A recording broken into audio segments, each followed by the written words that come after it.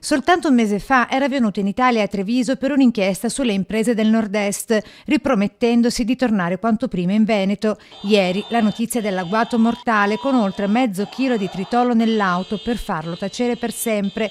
È morto così a Kiev il noto giornalista russo Pavel Sheremet, 44 anni, da 5 trasferitosi in Ucraina, dove conduceva inchieste ritenute troppo scomode.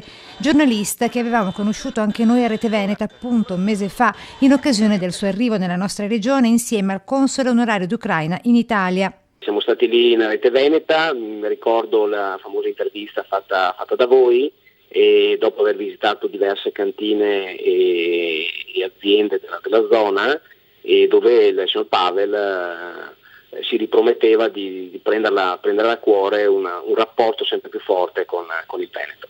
Stimato cronista dell'Ukrainska Pravda, nonché consigliere del ministro dell'interno ucraino, che vogliamo commemorare e ricordare anche noi di Rete Veneta, unendoci al cordoglio del console onorario d'Ucraina. Pavel era una persona importante, uno dei principali giornalisti ucraini, che si era staccato dalla Federazione Russa qualche anno fa perché non concordava i rapporti con il presidente Putin e le ideologie del presidente Putin. A prendere parte alle indagini sull'assassinio del giornalista anche l'FBI, e anche noi di Rete Veneta, come tutto il mondo, chiediamo di conoscere la verità in merito a questo assassinio. L'Italia è molto vicina all'Ucraina e ha fatto dei grossi messaggi di supporto a questa situazione, anche di questo omicidio.